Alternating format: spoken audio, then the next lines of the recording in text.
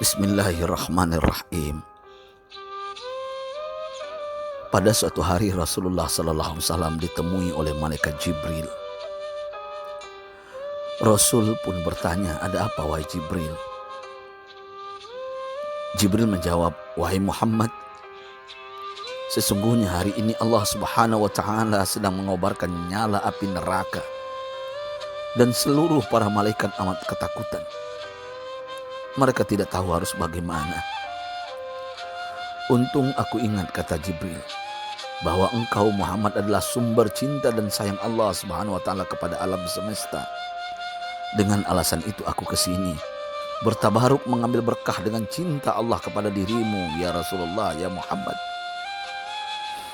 Rasulullah terdiam beberapa saat, kemudian bertanya lagi, "Wahai Jibril, ceritakan padaku bagaimana neraka itu sesungguhnya." Jibril menjawab, "Wahai Muhammad, neraka itu bagaikan lubang-lubang yang terdiri dari 7 tingkat.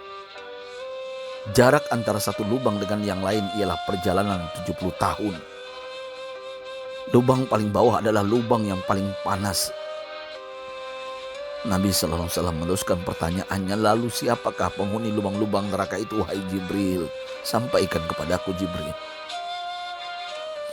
Jibril menjawab, "Lubang yang paling bawah diciptakan untuk orang-orang munafik. Lubang yang berikutnya untuk penyembah berhala. Lalu untuk penyembah bintang dan matahari." Jibril terus menerangkan penghuni tingkatan neraka hingga lubang yang kelima, tempat umat Yahudi, dan yang keenam dihuni oleh umat Nasrani. Setelah menjelaskan penghuni 6 tingkatan neraka, Jibril diam cukup lama.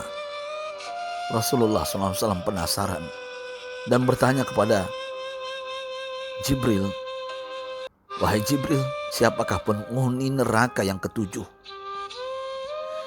Jibril diam saja tidak menjawab. Rasulullah SAW mengulangi pertanyaannya, tapi Jibril tetap diam. Rasulullah tambah penasaran dan mendesak Jibril agar dijawab pertanyaannya. Akhirnya Jibril pun berkata, "Umatmu wahai Muhammad, mereka itu para pelaku dosa besar di kalangan umatmu, yang dimana sampai mereka mati belum sempat bertaubat." Mendengar jawaban Jibril, Rasulullah langsung jatuh pingsan. Jibril merangkulnya dan meletakkan tubuh baginda di atas pangkuannya. Tak berapa lama Rasulullah SAW sadar dan langsung menangis bersimbah air mata dengan terisak-isak. Rasulullah mempertegas pertanyaannya, "Wahai Jibril, apakah benar ada di antara umatku yang masuk neraka?" Jibril menjawab, "Benar wahai Muhammad, pelaku dosa besar di antara umatmu yang belum bertaubat." Setelah itu Rasulullah menghadap kiblat dan sujud kepada Allah dalam isak tangisnya. Sesekali dengan suara pelan beliau membisikkan kata-kata, "Ummati ya Rabb, ummati, ummati, ummati." Beliau SAW tidak mengangkat kepalanya dalam keadaan seperti itu selama 3 hari 3 malam, kecuali setiap Bilal bin Rabah mengumandangkan azan, barulah beliau bangkit untuk menjadi imam, dan setelah itu kembali sujud lagi. Pada hari ketiga Abu Bakar menyadari hal ini, beliau mengetuk pintu Rasulullah dan mengucapkan salam 3 kali, namun tidak terdengar jawaban. Abu Bakar sedih dan berseru di hadapan pintu Nabi besar Muhammad SAW, "Apakah ada jalan untuk masuk ke rumahmu ya Rasulullah?" Tetap tidak ada jawaban. Di jalan Abu Bakar bertemu sahabat Umar. "Mengapa engkau menangis wahai Abu Bakar?" kata Umar. Abu Bakar menceritakan keadaan Rasulullah SAW. Maka Umar pun melangkah menuju rumah Rasulullah dan terjadilah hal yang sama. Umar pun pulang dan menangis.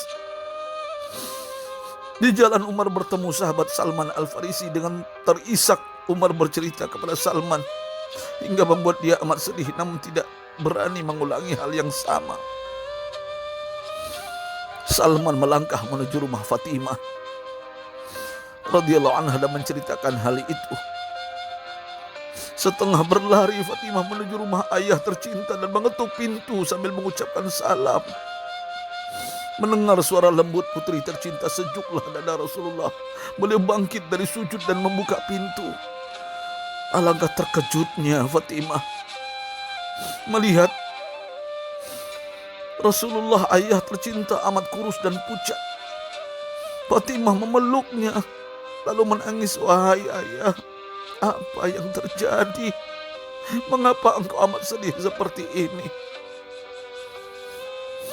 Rasulullah kembali menangis dan berkata dengan suara lirih, wahai Fatimah, belahan jiwaku, bagaimana mungkin aku tidak sedih sedangkan Jibril mengatakan akan ada kelak umatku yang akan masuk neraka. Subhanallah, betapa besar cinta Rasulullah kepada kita umatnya. Sahabatku, Rasulullah mencintai kita. Antaman ma'aman ahbabta, engkau akan berkumpul dengan orang yang kau cintai. Mari kita mencintai baginda Nabi besar Muhammad SAW yang mencintai kita umat yang tidak rela kita masuk neraka. Mari kita mencintai beliau dengan berselawat, Allahumma sholli ala Sayyidina Muhammad wa ala ahli Sayyidina Muhammad.